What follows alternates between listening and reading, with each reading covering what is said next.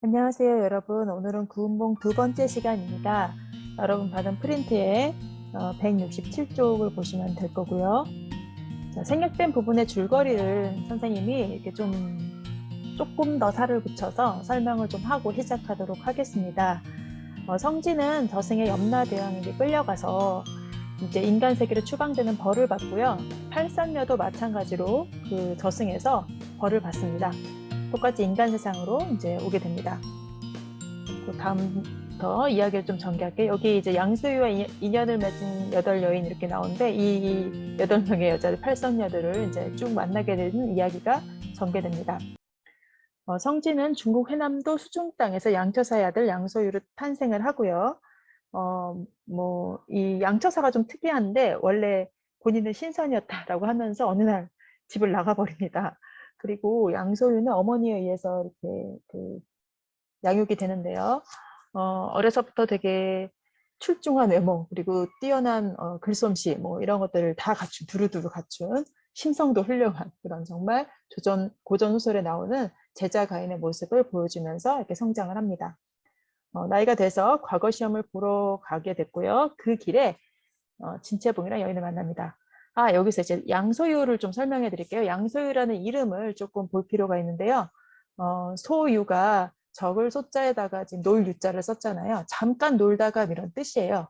그러니까 이 꿈으로 나타나고 있는 이 중간 부분의 이야기에 이 인물의 이름을 이렇게 정했다는 건 이 세상에서의 삶이 이렇게 잠깐 놀다 가는, 여기가 어떤 궁극적인 곳은 아니라는 뭔가 그런 인식이 또 있는 거죠. 어, 그래서 과거를 보러 가는 길에 양소유가 이제 진채봉이라는 여인을 만나고요. 첫 번째 만나는 여자죠. 그 첫눈에 반해서 서로 시를 주고받으며 마음을 나누고 이제 결혼을 하자 뭐 이런 얘기를 합니다. 근데 이 과정은 좀 우리가 배웠던 이생교장전에 이생과 최여인이 서로 시를 주고받으며 사랑을 키워갔던 장면을 또 떠올리기도 합니다. 하지만 구사량의 난으로 둘은 헤어지게 되고요. 양소유는 산속에서 난을 피해서 산속으로 들어가는데 거기서 어떤 도사를 만나 검은고를 배웁니다. 이 검은고를 아주 잘 연주하는 이 기술이 거의 신적인 경지라서요. 나중에 또 다른 여인을 만나는데 이제 쓰이게 됩니다. 과거 시험이 취소돼서 다시 집에 돌아가는 길에 진채봉을 찾으려고 했으나 결국 만날 수가 없었고요. 그리고 다음에 이제 시험이 이제 다시 진행이 돼서 그 시험을 보러 가던 중에 기생 개서머를 만나 또 인연을 맺습니다. 이 과정도 좀 재미있는데요. 과거 시험을 보러 가는 많은 선비들이 모여서 그 동네에 유명하다고 하는 이제 개서머를 만나보겠다고 모였는데 그 중에 가장 글솜씨가 뛰어난 한 명을 만나겠다라고 해서 글솜씨 내기 같은 걸 해요. 거기에 지나가던 양소유가 양소유는 별 생각이 없이 끼어들었다가 이제 글을 너무 잘 써서 개서머를 결국 만나보게 되는 그런 이제 얘기가 나옵니다. 개서머리 양소유를 사실 픽하는 그런 장면인 거죠. 여기 두 이야기만 봐도 남자 하나 여자 8명 뭐 이러면은 좀 이게 너무 뭐야 다 거느린 거 아니야 이렇게 생각할 수도 있는데 막상 소설을 또 들어가서 보면 이 여자들이 굉장히 먼저 적극적으로 또 표현을 하는 그런 모습도 좀 재미가 있습니다. 이게 조선시대 때 이런 이야기를 쓰다니 이런 좀 생각이 들기도 합니다. 어, 그리고 이제 개서멀은요, 본인이 기생이기 때문에 정부인은 되지 못하니 이제 첩으로 받아달라 뭐 이런 얘기를 하고요. 그리고 양소를 위해서 친히 정부인으로서 적합한 여인을 소개해 줍니다. 그게 이제 정경패라는 여인이고요. 장안에 미인으로 소문이 났습니다. 재밌는 건 미인이라고 소문은 났는데 아무도 그녀의 얼굴을 본 적이 없습니다. 정경패가 워낙 내외를 이제 구별을 해서 절대 아무에게도 남자에겐 절대 얼굴을 보여주지 않았대요. 그래서 양소희는 또 호기심이 나서 아니 이제 결혼을 할 여자라고 한다면 내가 얼굴은 봐야 되지 않겠나 해서 이제 여장을 하고 검은고 연주자로 속여 정경패의 얼굴을 보게 됩니다. 하지만 정경패는 이 검은고의 소리를 또 이렇게 잘 듣는 음악에 또 일가견이 있었거든요. 양소유의 연주곡을 들으면서 이 곡을 연주하는 사람은 여자가 아닐 것이다. 이건 남자다라는 것을 알게 됩니다. 그리고 양소유는 장원급제를 한 후 이제 정경패에게 청혼을 하고 그 부모로부터 허락을 받습니다. 정경패는 양소유가 자기를 속였던 것을 괘씸하게 생각하고요. 그래서 자신의 종인 가춘운과 짜고 양소유를 놀리는 일을 꾸밉니다. 가춘운을 귀신인 척하게 해서 양소유를 유혹하고 나중에 이제 양소유를 괴롭게 만드는 그런 이제 일을 하는 거죠. 그러나 이제 가춘운도 양소유를 좋아하게 돼요. 그러면서 이제 또 가춘운이 그 주인과 함께 헤어지지 않고 가고 싶다 해서 주인인 정경패와 함께 시집가는 걸로 뭐 그렇게 이야기가 또 전개됩니다. 둘이 또 인연을 맺게 되고요. 그리고 정경패와 이런 가춘운과의 혼인을 어머님을 모시고 이제 해야 된다라고 준비를 하고 있었는데 하필 또 이제 그 하북지방의 새 절도사가 반란을 일으켜서요. 조위연이라는 나라를 세우게 됩니다. 이때 이제 소유가 조서를 이제 써서 보냈더니 두 나라는 항복을 했고요. 근데 연나라는 끝까지 항복하지 않아서 소유가 직접 군사를 끌고 가서 결국 항복을 받아내는 이런 이야기도 나옵니다. 이런 게 이제 영웅소설적인 면이 있는 부분이죠. 그리고 돌아오는 길에 개서말을 다시 만나고 개서말의 친구인 적경홍이라는 기생도 만나서 또 인연을 맺습니다. 또 그리고 공을 세우고 돌아와 이제 양소유는 예부상서가 됐고요. 이제 궁중을 드나들다가 그 첫사랑했던 진채봉이 궁녀가 됐던 거예요. 그때 사라지고 어디로 갔나 몰랐는데 이제 궁녀가 되어 있다는 것을 이제 알게 됩니다. 근데 양소유는 모르고요. 진채봉만 알게 돼요. 아, 내가 그때 시를 주고받던 그 낭군님이 저분이구나 하고선 이제 진채봉은 하지만 자기가 궁녀의 신분이기 때문에 계속 눈물만 흘리면서 이제 애달파하고 있는 그런 상황이죠. 그리고 밤에 양소유가 이제 퉁소를 부는 일이 있었는데요. 네, 난양공주도 이제 황제의 그 동생인데 이 여자도 퉁소를 잘 불거든요. 둘이 이제 퉁소를 또 불면서 이제 마음이 통하게 되는 그런 일이 있었고 황제는 그걸 알고 이제 양소유에게 자신의 동생인 난양공주와 결혼하라고 명령을 합니다. 양소유는 신의를 저버릴 수 없다. 나는 정경패와 결혼하기로 했다. 여기 좀 배경이 필요한데요.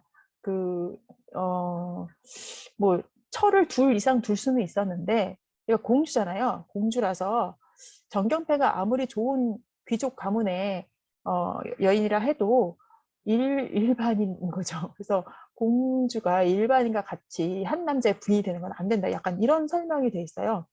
뭐 오늘날의 우리로서는 좀 이해하기 어렵지만 아무튼 그래서 양소유는 아니다. 먼저 약속을 했기 때문에 거절할 수 없다.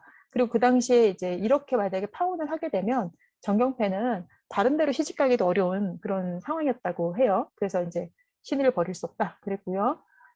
이랬더니 황제는 양소유를 감옥에 가둡니다. 좀 폭군이죠, 폭군. 지금으로 보면 그런데.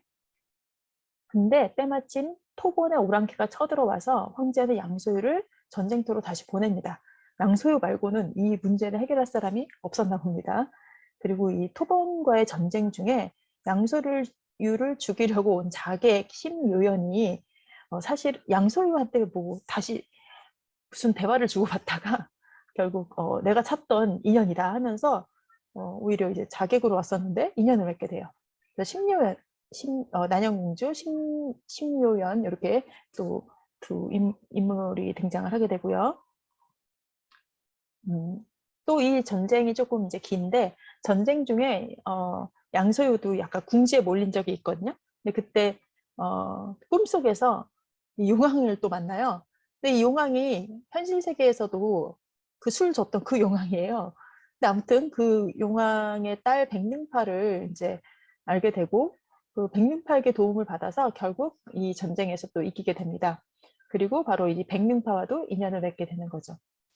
한편 이제 난양 공주는 양소유가 이렇게 전쟁에 가 있는 동안 도대체 정경패가 어떤 여인인가, 어떤 여인인데 공주인 나와의 결혼을 이렇게 거절하고 신의를 지키려 하는가 하고 궁금해서 알아보다가 정경패의 그런 인물된가 인품에 이제 푹 빠지게 됩니다. 너무 괜찮은 여자구나 하면서 황태후에게 그 정경패를 양녀로 맞아서 둘이 이제 자매 관계가 되게 해라. 그러면 둘 다 공주 신분이니까 양소희한테 둘 다 시집 갈 수 있지 않냐. 뭐 이런 이제 나름 플랜을 이제 제시를 합니다. 그래서 이런 이제 생각을 하고 있고요.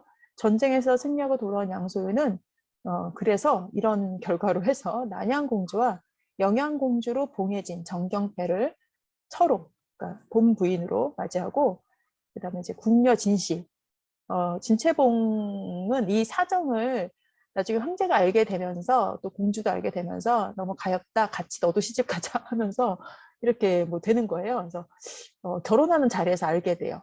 양소유는 이 진채봉이 궁녀구나 하면서 알게 되는 뭐 아무튼 그런 상황이 벌어집니다. 그리고 가추는 뭐 개서멀, 적경홍, 신묘연 뭐 이런 이제 여인들과 다 이제 첩으로 거느리고 해서 어, 2명의 아내와 6명의 첩을 거느린 그런 이제 사람이 되는 거죠. 네, 이렇게. 그래서 보면 중간 부분의 이 생략된 부분의 이야기를 보면 계속 그 남녀 간의 사랑인 거죠. 만났다, 헤어졌다, 다시 또 만났다, 뭐 이런 얘기들이 계속 이루어지는 거예요. 그래서 이런 부분을 놓고 보면 이제 염정소설이다라고 하는 겁니다. 그래서 결국은 뭐 8명의 이제 팔선녀와 다 이제 함께 만나게 되는 거죠. 이렇게 되면 행복할까요? 이야기 속이라서 그렇죠. 뭐 실제는 또 다르죠. 사실 사람을 만나는 게 상당히 피곤할 수도 있는 일인데 아무튼 그렇습니다. 여기까지 이제 중간 부분의 이야기를 선생님이 좀 한번 훑어봤고요. 이제 우리 뒷부분의 절정 부분부터 다시 보도록 하겠습니다. 이제 교과서를 봐주세요. 프린트를 봐주세요. 생략된 부분의 줄거리 아래부터 볼게요. 그래서 팔선녀와 함께 이제 부귀 영화를 마음껏 누리면서 노년에 또 말년에 이렇게 함께 이렇게 특별히 그때는 뭐 일할 것도 없고요. 자녀들이 오히려 이제 정계에 진출해서 막 한 자리씩 하면서 그러고 있고 이제 퇴직을 한 거죠. 정년퇴직을 한 거죠. 그래서 양소유는 이제 그냥 한가롭게 정말 그렇게 지내고 있거든요. 그러다가 이제 나온 이야기입니다. 소유는 본디 하남의 배옷을 입은 미천한 선비로. 그래서 배옷을 입은 미천한 선비. 제가 위에다 지금 한자를 써놨는데요. 관련 있는 한자성어 포의 한사입니다. 포의 한사. 글자가 좀 너무 두꺼워서 잠시 조정할게요.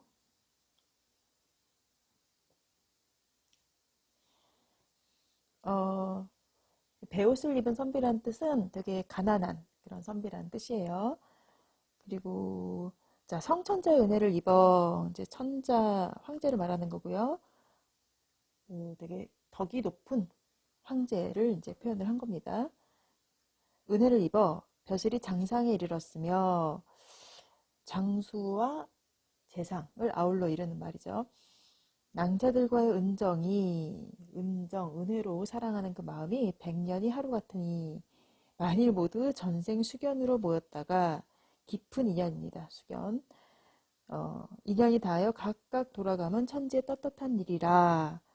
우리 이 세상에 와서 우리 할 일을 다 했다, 되게 열심히 살았다, 뭐 그런 얘기인 것 같아요.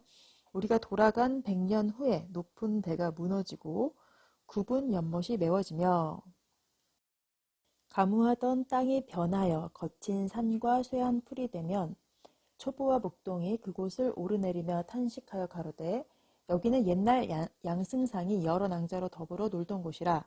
승상의 부귀 풍류와 여러 낭자의 옥용화태는 이제 어디 갔느냐 하리니 어찌 인생이 더덥지 아니한가.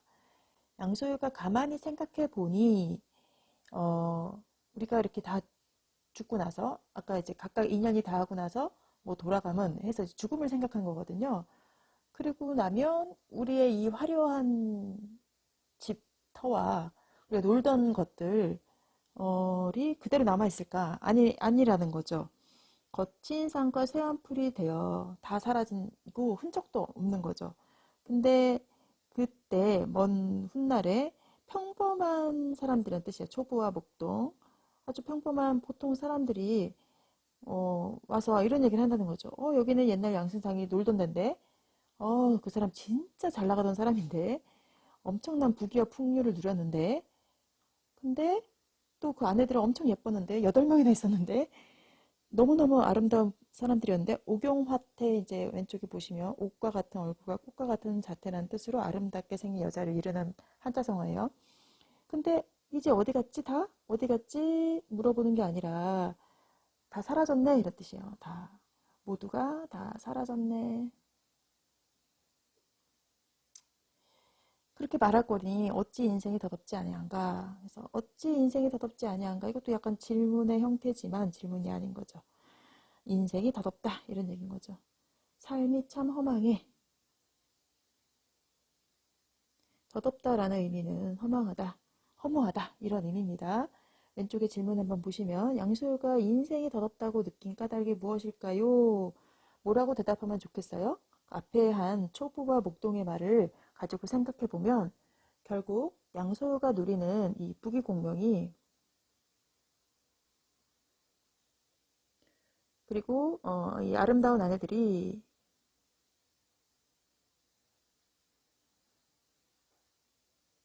그런 아름다움들 이런 것들이 죽은 뒤엔 어떻게 돼요? 다 사라진. 뭘 의미한다고요? 영원하지 않다라는 거죠. 이런 것들이 영원하지 않구나. 그래서 온 삶을 통해서 열심히 이렇게 얻으려고 노력했던 그것들이 참 헛되네라고 이제 느끼는 부분입니다. 내가 생각하니 천하의 유도, 선도, 불도가 가장 높으니 이를 삼교라고 이른다. 처음에 시작할 때도 얘기를 했었죠. 이 작품에는 유불선 삼교의 그런 사상이 다 드러난다 라고 했죠. 이 소설의 어떤 사상적 배경이 됩니다. 유도는 생전의 사업가 신우의 이름을 전할 뿐이요. 그래서 이렇게 하나씩 설명을 해주네요. 유학에서는 어, 살아 있을 때는 열심히 살게 하죠. 되게 유학은 이 세상에서의 삶에 대한 얘기를 되게 많이 하거든요. 어떻게 살아야 바른 건지, 어떻게 살아야 정말 성공한 삶인지에 대한 얘기를 정말 많이 하거든요. 그리고 신우의 이름을 전할 뿐이요. 근데 죽음 이후에 대해서, 내세에 대해서는 별로 얘기 안 해요. 다만, 열심히 살면 이름을 남긴다. 그래서 어떤 명예에 대한 강조를 되게 많이 하죠. 유교를 이제 설명한 부분입니다. 신선은, 이건 이제 선도를 얘기하는 거예요. 유불선 세계 중에서 선도를 가리키는 건데요. 신선사상, 도교의 가르침은 예로부터 구하여 얻은 자가 드무니 진시황 한무제 현종 황제를 보면 알 수 있다. 그래서 여기 그 도교에 대해서 이 사람이 느끼는 건 뭐냐면 되게 높은 어떤 깨달음이긴 한데 구하여 얻은 자가 드물대요. 이 도에 이르는 사람은 거의 없다라는 걸로 얘기를 하면서 그 근거는 봐라 진시황 한무제 현종 황제 이런 사람들이 구하려고 했는데 안 됐다. 사실 진시황이 되게 유명한 게 뭐냐면 오래 살고 싶어서 이제 신선이 되고 싶어서 신선이라는 게 영원히 산다는 거거든요. 영생을 이제 추구한 건데 그래서 불로초라고 하죠. 들어보셨는지 모르겠는데 이 진시황은 이제 불로초라고 해서 늙지 않은 약이에요. 이거를 그렇게 찾아다녔거든요. 사람들 막 보내서. 근데 결국 진시황도 죽었잖아요. 뭐 한무제, 현종 황제 이런 분들도 비슷한 일을 했나 보죠. 근데 사실은 이거는 불가능한 거죠. 사람 중에서 죽지 않고 영원히 산 사람은 없잖아요. 자, 내가 벼슬에서 물러난 후로부터 밤에 잠이 들면 꿈속에서 매양 포단 위에서 참사하는 모습을 보니 이는 필연 불가와 인연이 있는 것이라. 자, 여기 이게 나오는데요. 벼슬에서 물러난 후로부터 밤에 잠에 들면 꿈을 꾼대요, 꿈. 이게 우리가 전체 이야기를 알잖아요. 이 인간 세계의 이야기가 사실은 꿈이잖아요. 근데 꿈속에서 또 꿈을 꿉니다. 이걸 이제 몽중몽이라고 해요. 몽중몽. 이런 몽중몽 부분이 우리가 생략된 부분에서도 이제 전개 부분에 좀 나오긴 합니다. 근데 이 꿈속에서의 꿈이 포단 위에서 참선하는 모습이래요. 이거 뭡니까? 그 성진의 모습 아닙니까? 처음에 봤던? 언제죠? 이게 현실의 모습입니다. 현실의 모습. 꿈속에 들어간 꿈은 또 현실이에요. 이런 지금 모양을 보여주고 있습니다. 자, 어쨌든 이런 걸로 인해서 이제 양소희가 생각합니다. 아, 내가 불가와 인연이 있는 것 같아. 즉 앞에서 얘기했던 유도는 이럴 뿐이요. 그러니까 유도의 한계. 그다음에 신선은 구하여 얻은 자가 드물어. 그러니까 세 개가 다 훌륭하지만 유교는 이래서 안 되고 신선은 이래서 안 되고 나는 꿈속에서 자꾸 이렇게 참선하는 모습을 보니까 불가와 인연이 있는 것 같아 라면서 세계의 도중에 이제 불도에 불가에 뭔가 마음이 가는 거를 이제 표현하고 있는 거죠. 내가 장차 장자방이 적송자를 따른 것을 본받아 집을 버리고 스승을 구하여 남해를 건너 관세음보살을 찾고 오대에 올라 문수보살께 예를 하여 불생불멸의 도를 얻어 진세고락을 벗고자 하되 그대들과 반평생을 해로하다가 갑자기 이별하려 하니 슬픈 마음이 자연스레 곡조에 나타난 것이오. 좀 어려운 말들이 막 많이 나오는데요. 그래서 불가와 인연이 있는 것 같으니 자기의 계획을 얘기합니다. 이제 계획이 뭐냐? 계획이 뭐냐면 출가하겠다는 겁니다. 옛날에 장자방이라는 사람이 적송자, 이 사람이 아마 스승이었겠죠. 이 사람이 어떤 도가 뛰어난 그런 스승을 쫓아서 이렇게 그 어떤 도를 깨닫고자 간 것처럼 이 사람처럼 나는 이제 남해를 건너 관세음보살을 찾고 문수보살을 찾고 이런 어떤 스승을 찾겠다는 거예요. 불가의 스승이죠. 지금 보니까 불도를 따르겠다는 거예요. 그래서 불생불멸의 도. 아까 이 부귀영화와 이 아름다움이 영원하지 않구나라는 거를 느꼈잖아요. 그래서 영원한 무언가예요. 이 불생불멸의 도라는 것은 사라지지 않는 어떤 영원한 진리 이런 것들을 의미하죠.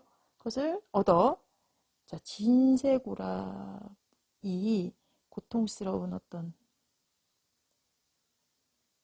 현실을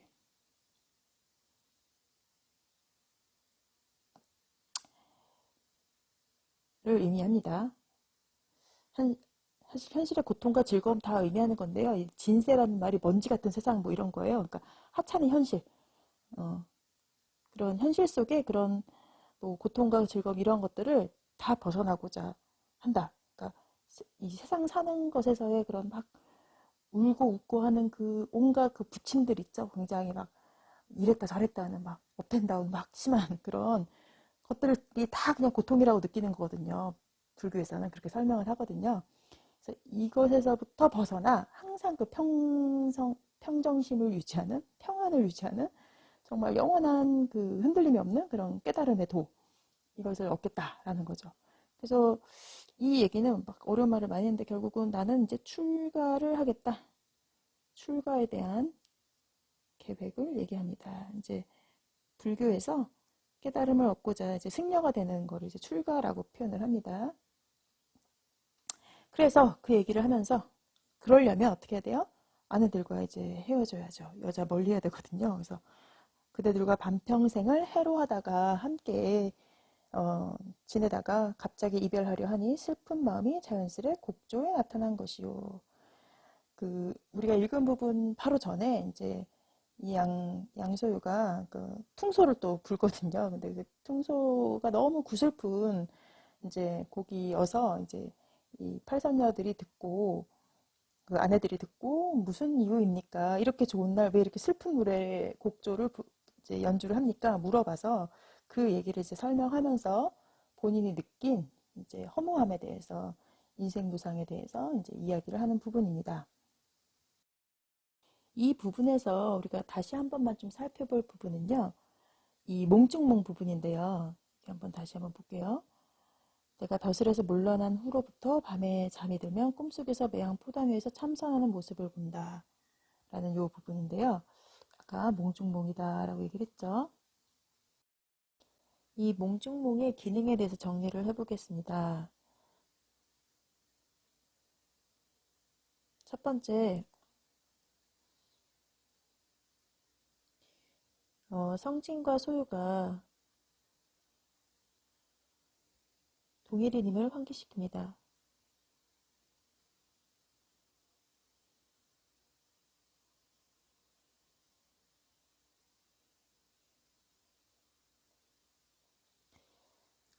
이 꿈속의 이야기가 상당히 길거든요. 아까 선생님이 중략 부분을 쭉 설명했지만 굉장히 조금 중요하다고 생각되는 것만 압축적으로 얘기했는데도 길었잖아요.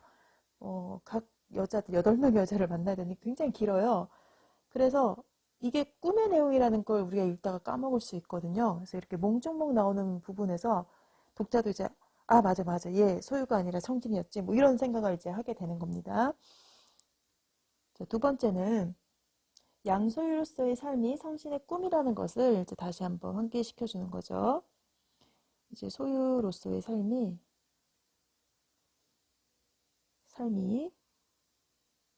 사실은 성신의 꿈이다 이라는 것을 알려줍니다. 그리고 세 번째는요. 그런데 이렇게 봤더니요. 어느 게 진짜 삶이고 진짜 현실이고 어떤 삶이 꿈인가 이제 모호하게 만든다는 거죠. 무엇이 현실이고 무엇이 꿈일까 이것의 어떤 경계를 모호하게 하죠.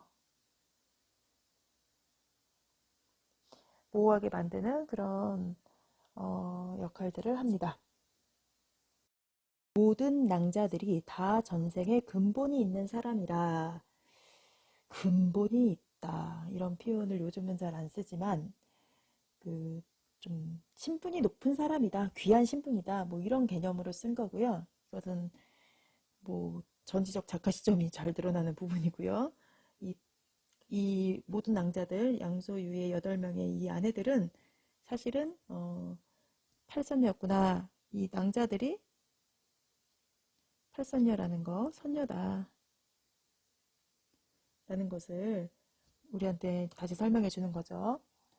또한 세속 인연이 닿을 때니 이 말을 듣고 자연히 감동하여 이르되 상공께서 부귀 번화를 누리는 가운데도 이렇듯 청정한 마음을 가지셨으니 깨끗한 마음이라는 뜻이에요. 욕심이 하나도 없는 깨끗한 마음. 상공에게 어찌 장자방을 견주리요. 장자방보다 더 뛰어납니다. 뭐 이렇게 얘기한 거겠죠. 우리 자매 파리는 마땅히 깊은 규중에서 분양 예불하여 상공께서 돌아오시기를 기다릴 것이옵니다. 상공께서 이번에 가시면 반드시 밝은 스승과 어진 벗을 만나 큰 도를 얻으시리니 득도한 후에 부디 첩등을 먼저 제도해 주소서. 제도라는 말이 그 불교에서 쓰는 용어인데요. 이 세상에서의 삶을 이제 사는 그냥 아무 생각 없이 사는 상태를 이제 미혹한 세계에서 산다 이렇게 표현을 하거든요. 그래서 뭐가 진리인지 잘 모르는 이런 그런 깨닫지 못하는 그런 세계에서 사는 그야말로 살고 죽고 그냥 뭐 그때그때 그 욕망에 따라 사는 그런 생사만을 되풀이하는 중생을 건져내서 이제 제도가 이렇게 건져내다 이런 뜻이에요. 구제하다 할 때 그런 뜻이거든요. 생사 없는 삶과 죽음의 그런 게 없는 열반의 언덕에 이르게 한다 뭐 이런 뜻이에요. 그래서 뭐 기독교적으로 말하면 구원 뭐 그런 거죠. 그래서 너가 먼저 깨닫고 나서 와서 우리도 어떻게 구해달라. 이 미혹한 세계에서 열반의 세계로 이 세속의 세계에서 열반의 세계로 이 이제 미혹한 세계라고 표현했죠. 우리를 이제 이끌어 달라라고 이제 요청을 합니다. 그 보통 사람들 같으면 반평생을 함께 살았던 남편이 어느 날 갑자기 출가를 한다고 하면 이제 난리가 날 일이지만 여기 근본이 있는 사람이라고 그랬잖아요. 그러니까 이런 깊은 뜻을 이해할 수 있는 여자들이었다는 거죠. 그래서 이렇게 반응을 합니다. 오히려 그 남편의 뜻을 받들어서 정말 좋은 스승 만나길 바랍니다. 어진 벗을 만나길 바랍니다. 큰 도를 얻을 겁니다. 막 축복을 해주는 거죠. 그리고 와서는 우리도 어떻게 제도해 주세요. 이렇게 요청을 합니다. 이렇게 반응해주면 당연히 기쁘겠죠. 승상이 몹시 기뻐하며 말하기를 우리 9사람의 뜻이 같으니 쾌사라. 이제 9사람 작품의 제목인 구가 설명이 되는 거죠. 뜻이 같으니, 생각이 같으니 쾌사라. 너무 좋다. 통쾌하고 기쁜 일이다. 과인은 내일 떠날 것이니 오늘은 모든 낭자들과 더불어 취하도록 술을 마시리라. 그래, 우리 내일 이별이니까 오늘 마지막 밤을 즐겁게 보내자. 뭐 이런 거죠. 과인, 이제 자기 자신을 낮추는 1인칭 대명사에 해당이 되고, 자기 낮춰서 표현한 거죠. 양소유가 자기를 이제 표현한 겁니다. 자, 그래서 이제 뭐 즐겁게 놀자 뭐 이렇게 있는데요. 모든 낭자들이 말하기를 첩들이 각각 한 잔씩 받들어 상공을 전송하오이다. 이 의견에도 이제 동의를 하는 거죠.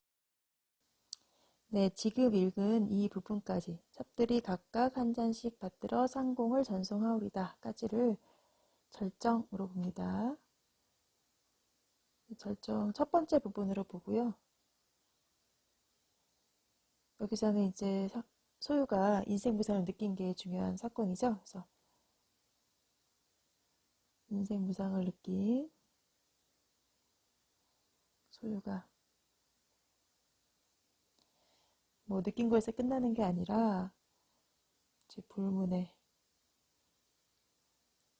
귀의할 것을 결심합니다.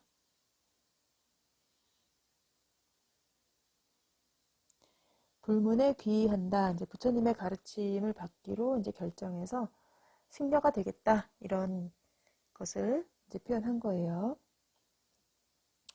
다음 장면 계속 보도록 할게요. 잔을 씻어 다시 부으려 하는데 호련, 갑자기 막대 던지는 소리가 났다. 모든 사람들이 의아히 여기며 생각하기를 어떤 사람이 올라오는가 하였다. 어떤 사람이 올라오는가? 한 호승이. 호승이 등장합니다. 이 호승이 이제 승려인데 여기 이 시점에 등장할 만한 승려는 우리 육관대사죠. 육관대사. 드디어 등장을 하는구나 라고 보시면 될 것 같아요. 한 호승이 눈썹이 길고 눈이 맑고 얼굴이 괴이하였다. 그래서 이제 호승이 등장을 하는데 바로 이 호승이 누구였냐면 육관대사죠. 엄연히 좌상에 이르러 승상에게 예를 하며 말하기를 산야 사람이 대승상을 배웁니다. 그러니까 산과 들에 있는 사람, 그래서 이것도 이제 자기를 아주 평범한 굉장히 좀 낮게 이제 표현을 한 거야. 겸손하게 표현한 거고요. 태사가 이인인 줄 알고 황망히 답례하기를. 태사가 양소유예요. 양소유.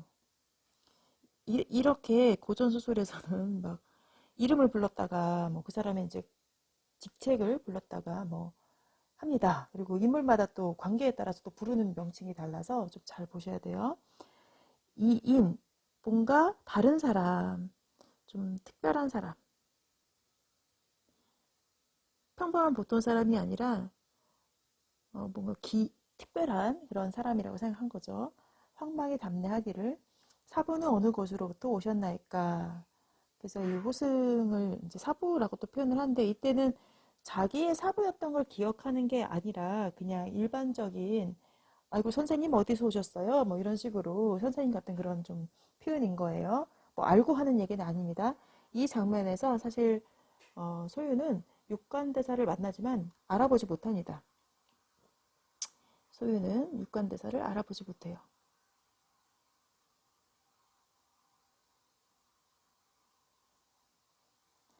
호승이 오시며 대답하기를 그래서 이렇게 말하죠. 평생 고인을 몰라보시니 고인, 오래된 친구라는 뜻이에요. 오래 사귄 그 친구를 몰라보시니 일찍이 귀인은 있기를 잘한다 라는 말이 올소이다.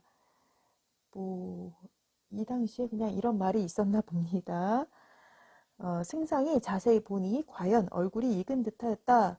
그래서 자세히 봤더니 뭔가 생각이 날락말락 하는 거예요. 문득 깨달아 능파낭자를 돌아보며 말하기를 내가 지난날 토번을 정벌할 때 꿈에 여기 또 꿈 나오죠? 이거 꿈속의 또 꿈이죠. 이것도 이제 몽중몽이라고 하는 꿈속의 꿈인데요. 동정 용궁의 잔치에 참석하고 돌아오는 길에 한 화상이 이 화상이 아까 그 호승인 거죠, 지금. 육관대사입니다. 호승이면서 이제 육관대사죠. 법좌에 앉아서 경을 강론하는 것을 보았는데 노승이 바로 그 노화상이냐?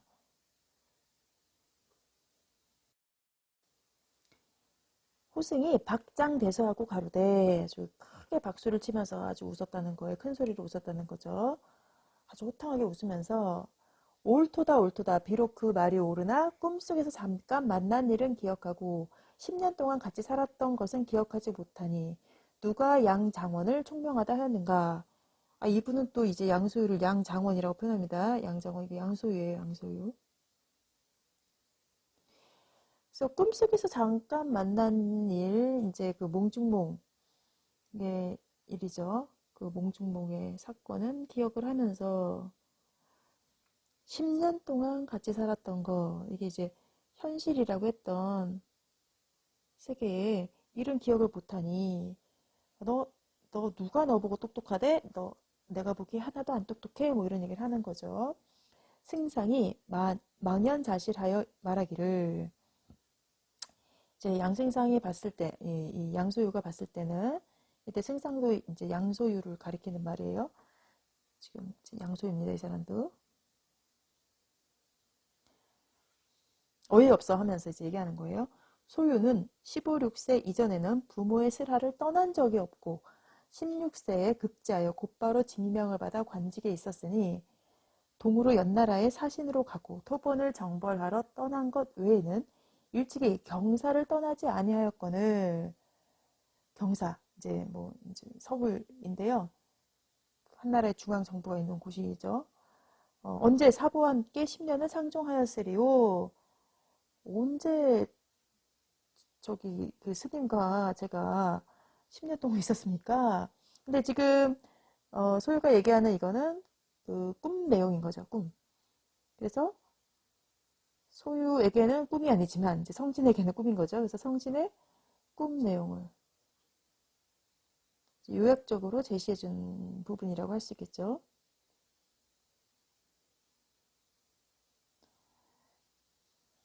노승이 웃으며 말하기를 이제 또 노승이라고 표현하죠. 상공이 아직도 춘몽을 깨지 못하였도다. 춘몽 이제 봄의 꿈이란 뜻인데 봄날 날씨가 이렇게 좀 풀리면서 잠깐 이렇게 깜빡깜빡 그 졸음이 오는 잠깐 꾸는 꿈이거든요. 그래서 꿈 중에서도 너무 이렇게 짧게 잠이 들어서 그냥 짧게 꾸는 그런 꿈인데 여기서는 어, 이렇게 어떻게 보면 일장춘몽의 그 춘몽이라고도 할 수 있어요. 육관대사의 입장에서는 여전히 지금 성진이 꿈을 꾸고 있는 거죠. 그래서 꿈을 아직 못 깼다 그런 의미로 볼 수도 있습니다. 승상이 말하기를 사부는 어찌하면 소유로 하여금 춘몽을 깨게 하실 수 있나이까. 이 말을 100% 믿어서인지 모르겠지만 어쨌든 네가 말한 그 논리라면 그럼 너는 어떻게 이 춘몽을 깨게 할 수 있니? 너가 불법이 대단한 그런 승려라면 비결을 알려줘 이렇게 얘기를 하는 거죠. 노승이 이르기를 이는 어렵지 않도다 하고 손에 잡고 있던 석장 이제 지팡이에요. 지금 그림에서 이제 들고 있는 것 같은 을 들어 돌 난간을 두어 번 두드렸다. 갑자기 내 골짜기에서 구름이 일어나 누대 위를 뒤덮어 지척을 분변하지 못하였다. 갑자기 구름이 막 끼면서 지척은 이제 가까운 거리거든요. 가까운 거리에 있는 사물도 이렇게 보이지 않았다 이런 뜻이에요. 시야를 막 가렸어요, 구름이. 승상이 정신이 아득하여 마치 취몽 가운데에 있는 듯하여 이제 약간 취해서 술에 취해서 마치 꿈꾸는 것처럼 의식이 몽롱한 또는 이제 술에 취해서 자는 꿈, 술에 취해서 자는 꿈을 가리킵니다. 그래서 자는 동안에 꾸는 꿈.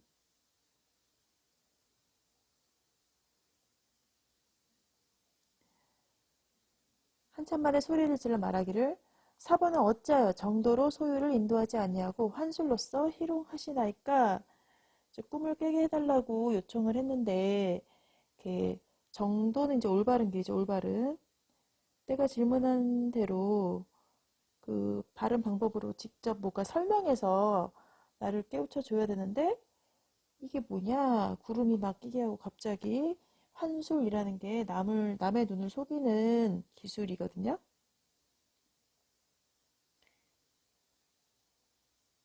이제 마술과 같은 의미예요. 이렇게 별로 좋은 의미가 아닌 뭐 속임을 사람들을 속이는 그런 기술이란 뜻이에요. 나를 놀리냐, 희롱하냐 이렇게 이제 문제 제기를 하는 거죠. 승상이 말을 마치지 못하여 구름이 걷히는데 노승은 간 곳이 없고 좌우를 돌아보니 팔랑자도 간 곳이 없었다. 승상이 매우 놀라 어찌할 바를 모르는 중에 높은 데와 많은 집들이 한순간에 없어지고 자기의 몸은 작은 암자의 포단 위에 앉았는데 향로의 불은 이미 사라지고 지는 달이 창가에 비치고 있었다. 이 작은 포단 위에 앉아있는 이 장면 어디서 많이 본 것 같지 않습니까? 네, 앞에서 이 꿈이 시작되는 그 부분의 장면이 이제 일치를 하는 거죠. 그 앞부분 한번 다시 가서 보세요. 자기 몸은 작은 암자의 포단 위에 앉았는데 이 부분이 이제 교과서 167쪽 그 프린트 167쪽에 네 번째 줄부터 다섯 번째 줄에 있는 향로의 전단을 다시 피우고 의연히 포단에 앉아 정신을 가다듬어 염주를 굴리며 일천부처를 외우는데 이 부분이랑 이제 연결이 되는 부분인 거죠. 그래서 우리가 이제 봤을 때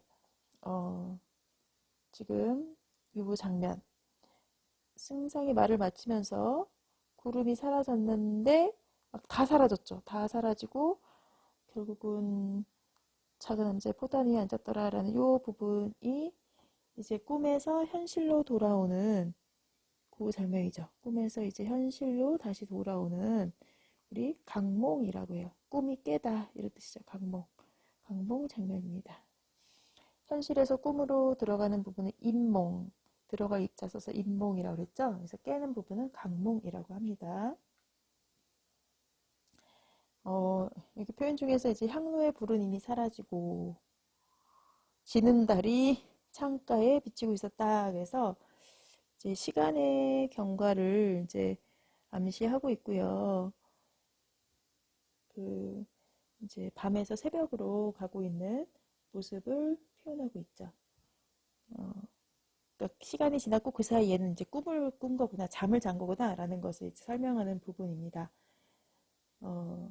여기까지가 전체 내용의 이제 절정에 해당하는 부분이에요.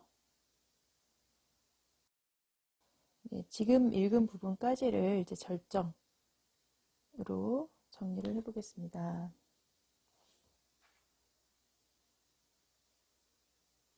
두 번째 절정 부분. 절정이의 내용을 어떻게 요약하면 좋을까요? 이쪽에다 쓸게요. 상진이 꿈에서 깨어나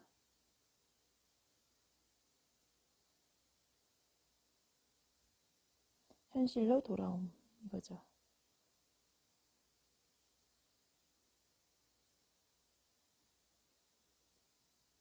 절정이의 핵심적인 사건입니다. 자, 오늘 여기까지만 보도록 하고요. 다음 시간에 이제 결말 부분을 같이 또 읽으면서 내용을 정리해 보도록 하겠습니다. 수고하셨고요. 뒤에 이어지는 퀴즈를 열심히 풀어보시기 바랍니다.